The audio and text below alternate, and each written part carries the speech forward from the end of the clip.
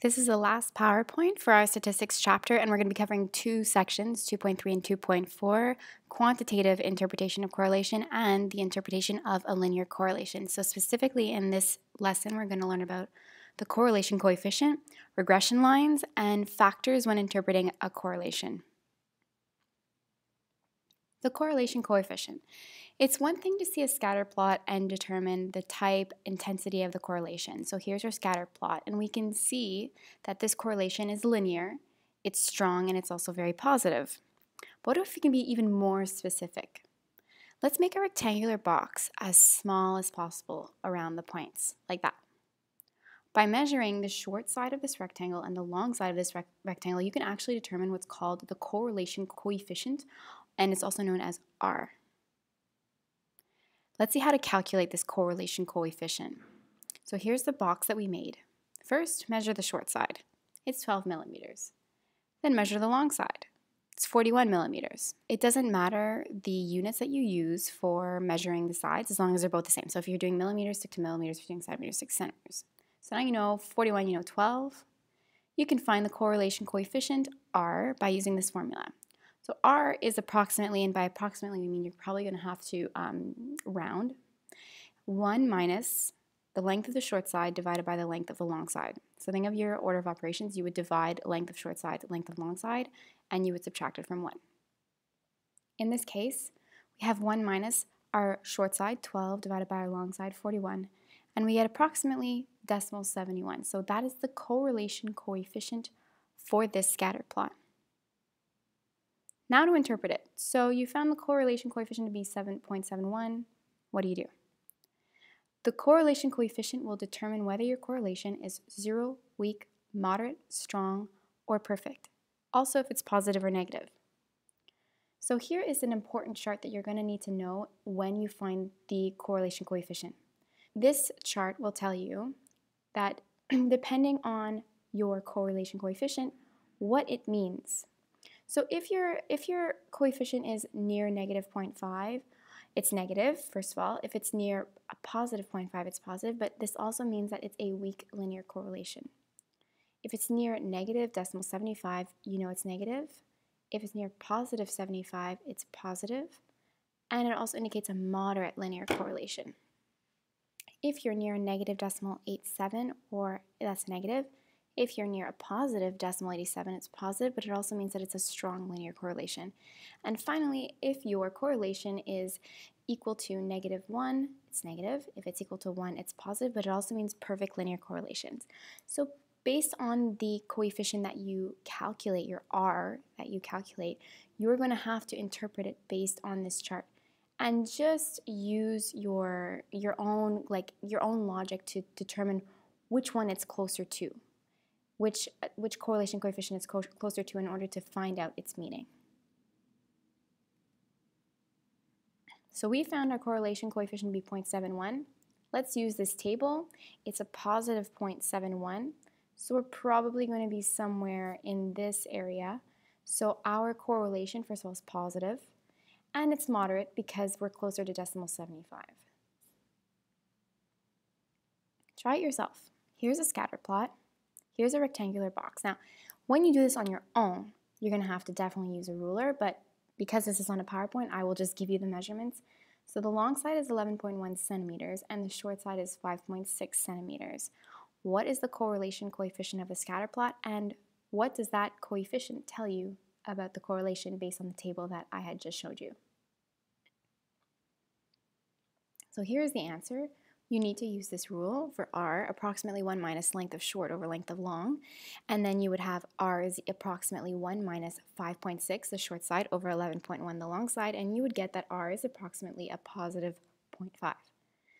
If we looked at the table, this will tell us that this correlation coefficient indicates a positive, yet weak linear correlation.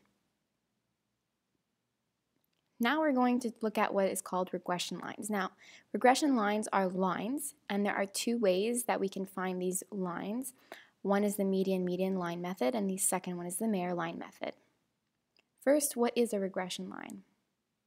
Say you have a scatter plot that came from a distribution table, something like this. It might be helpful to find a line that best represents all the points in the scatter plot. something that looks like this. We call this line the regression line or the line of best fit. And there are two methods to finding the equation of this line. The first one is the median line method. There are 6 steps. If you follow these 6 steps, you will have no problems, but you need to follow these 6 steps. First, if you are given ordered pairs, put them in a distribution based on their x-coordinates from smallest to biggest. So I've done it for you already. So here is the points that were given to me, and I plotted them on a table from my x-coordinates being small all the way to big. Second, divide all the ordered pairs into 3 equal groups.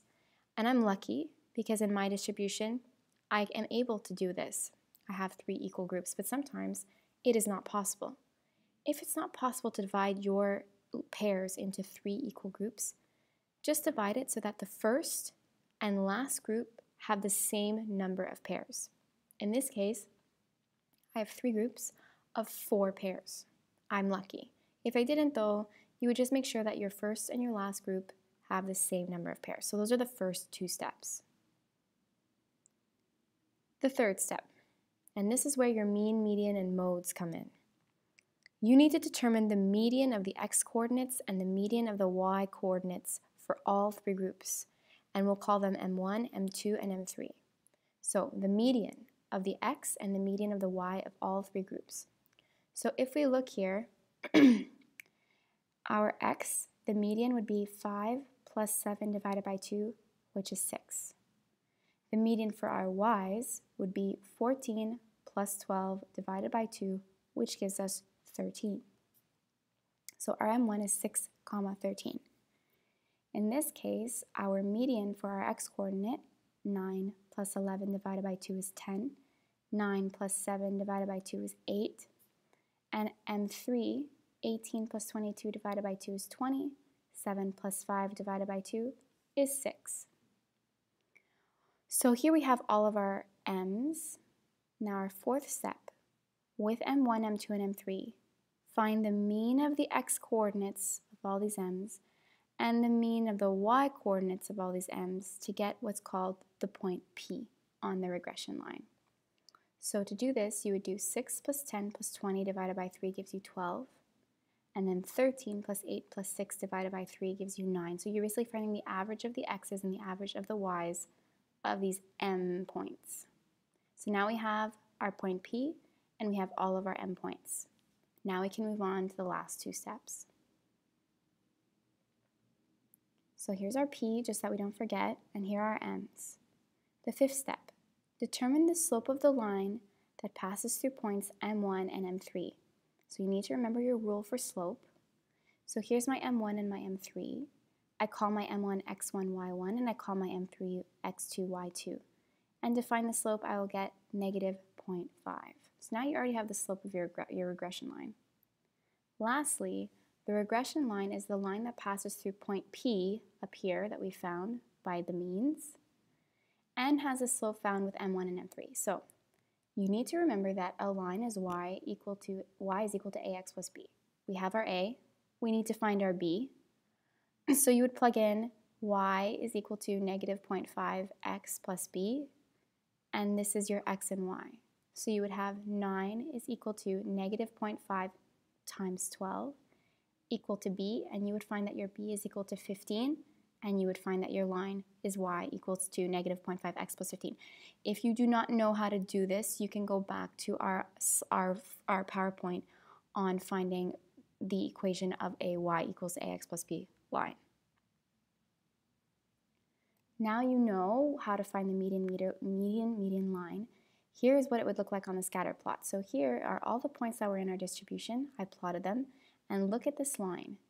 It's definitely the line that best fits the scatter plot, and it is negative 0.5 x plus 15, which we found using the median line method. Now you know the median. The second method is called Mayer line method. You can use this, and you can only use this when you can separate your distribution into 2 equal groups. If you cannot separate your distribution into 2 equal groups, you have to use median. The first step, and there are 4 steps to this, the first step, order the ordered pairs in their distribution according to their x-coordinates, if not done already, which we've seen. And in this case, we're going to divide them into two equal groups. So here's another distribution, and I've ordered mine from smallest to biggest in my x, and I've so conveniently divided my distribution points into two equal groups, 1 of 5 and 1 of 5. So those are the first two steps. The third step, determine the mean of the x-coordinates and the mean of the y-coordinates in each of the two groups to form P1 and P2. So, mean of the x of the first group, mean of the y of the first group. We do 6 plus 7 plus 10 plus 13 plus 14 divided by 5, we get 10. We do 23 plus 26 plus 39 plus 44 plus 48 divided by 5, 36. First we found P1. Do the same thing for P2, and you'll find that the mean of the x's is 20 and the mean of the y's are 62. So we've already done our third step. The fourth step. The regression line is the line which passes through points P1 and P2. Use P1 and P2 to find the slope, and use P1 or P2 to find your b. If you do this, you will find that your slope is equal to 2.6. And if you plug in one of these points to solve for b, you'll get that b is equal to 10. And our regression line is y is equal to 2.6x plus 10. Looking at this on a scatter plot now, if I plotted all of my points in my distribution on a scatter plot and I plug in my regression line, you'll notice that it's definitely the line that best fits this scatter plot. And that's how you find it using Mayer line. Remember, you can only use Mayer line if you can separate your distribution points into two equal groups. So what's the point of this regression line? Sometimes you need data that isn't in your distribution table. Take, for example, the distribution our Mayer line method. So these are all the points that I had in my Mayer line example. We found that the line is y is equal to 2.6x plus 10. Therefore, we can use any points and plug it into our regression line to find an approximate data. If I wanted to know what y-coordinate matches with x equal to 11, because if you notice on my table, I have no x is equal to 11, I go from 10 to 13. What if I wanted to know what y is when x is 11? Well, now that I have this regression line, I can approximate that maybe when x is 11, y would be maybe 38.6 rounding up to 39. Okay, and that's why we have regression lines. So let's recap what you've just learned so far. First, you learned about the correlation coefficient. You box the points in a scatter plot as close as possible, I might add, as close as possible to the points, you box them. You measure the length and width of that box, and you use this formula for r. Our correlation coefficient is approximately 1 minus the length of the short over the length of the long. Based on your answer for r that you get using this chart, you need to determine the type of correlation it is. Is it positive? Is it negative? Is it 0, weak, moderate, strong, or perfect? And that's up to you to determine which one it's closer to. Which part of this table is your correlation coefficient closest to? And that's how you find it. You then learned about regression lines, but more specifically, you first learned about the median line, and you use this when you cannot divide your distribution into two equal groups. Use median line. 6 steps. 1. Organize your x-coordinates so that they're ordered from smaller to biggest. 2. Divide the points into 3 equal groups. If you can't divide them into 3 equal groups, make the first and the last groups equal. Next, find the median x-coordinate and the median y-coordinate of each 3 groups. Call it M1, M2, and M3. Using M1, M2, and M3, you determine the mean x and the mean y coordinates of those 3 points to give you point P. Then you find the slope of the regression line using M1 and M3. And finally, you find the equation using the slope from M1 and M3, and you plug in that point P to find your B, so that way you have y is equal to ax plus b of your regression line. Your second method that you learned was Mayer line, and this you use when you can divide the distribution into 2 equal groups. Follow these 4 steps. 1, again, organize the x-coordinates so that they're from small to big. In this case, divide the points into 2 equal groups if possible. I hope it is. That's the only time you can use Mayer line. Then find the mean x and the mean y of the 2 groups. You call the first one P1 and you call the second P2. but you have to find the mean of all the x's and the mean of all the y's of your two groups. Then using P1 and P2, you find your slope, and using either P1 and P2, you plug it in to find your b, and you get your regression line y equals to ax plus b. Try it yourself. Let's try putting everything we just learned all together. Here again is a distribution that we saw in our last PowerPoint about the height of a 20-year-old man in France based on the year. So here are the years, and here are their heights in centimeters. You've seen this before in another PowerPoint. Here's what you have to do. 1, plot these points using a graph paper onto a scatter plot. 2, find the correlation coefficient to determine the type of correlation this distribution is telling you. 3, find the regression line of this distribution. And 4, draw the regression line you find onto the same graph as your scatter plot. First, your scatter plot. It should look something like this, where you have your years on the bottom, if you would prefer, and your heights on the top from smallest to biggest, and you plot all of your points. This is what your scatter plot should look like. Now to find your correlation coefficient, here it is. You make a box. It's very important that you know that your answers may vary depending on the size of your graph. Okay, so depending on how big your graph is, you might get different answers, but in the end, we should all get approximately the same correlation coefficient. Very important that you have a ruler for this point. For me, I found that my short side was 0.4 and my long side was 4.6, and I'm in inches. So using your formula for correlation, if I plug mine in, I get 1 minus decimal 4 over 4.6, and I get that my R, or correlation coefficient, is a decimal 91, a positive decimal 91. If we look at our table, you'll notice that A, first of all, is positive, so it's definitely a positive correlation, but because it's so close to 1, it's an almost perfect positive linear correlation. Now to do the regression line. So if you'll notice, you have 1, 2, 3, 4, 5, 6, 7, 8, 9 pairs. Cannot divide them into 2 groups, going to divide them into 3 equal groups. We're going to use the median method. Now I'm going to skip step 1 and step 2 because I've already done them. My x's are organized and from smallest to biggest, and I've already separated them into 3 groups. So I'm going to go straight to step 3. I have to find the median of the 3 groups of their x's and their y's. So the median here is 1890, and the median for my y is 169.6. And for my M2, my median for x is 1920, and my median y is 171.4. And for my last group, my median is 1956 for x and 176.9 for my y's. The next step, step 4, is to find the mean of my M1 and M2, M3 x's and y's. So if I do 1890 plus 1920 plus 1956 divided by 3, I'll get 1922. And if I do 169.6 plus 171.4 plus 176.9 divided by 3, I get 172.63. So this is my point P, which will help me find my regression line.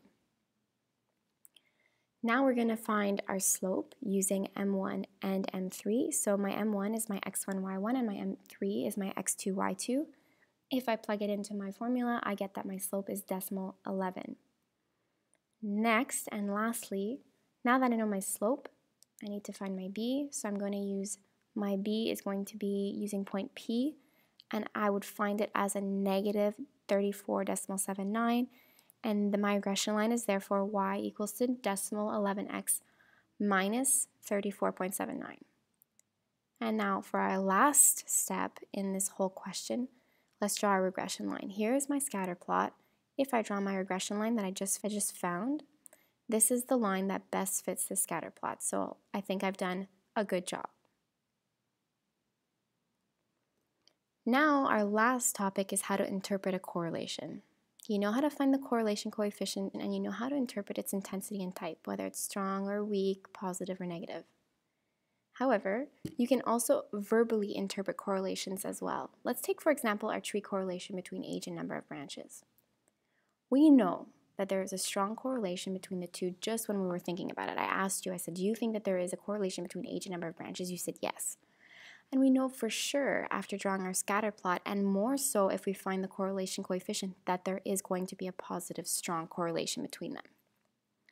The next 2 slides will outline 5 different cases and examples that can help you when making predictions and drawing conclusions. Here are some factors to consider when interpreting a correlation. 1. The link between the variables can be cause and effect, kind of like our tree with our age and our branches. Cause, age goes up, effect, number of branches goes up. This is when one variable has a direct effect on the other. The correlation is usually perfect between them. For example, the correlation between altitude and temperature is perfect since the temperature varies depending on the altitude directly. So it's positive, it's perfect, and it's cause and effect. Higher you go, lower the temperature goes.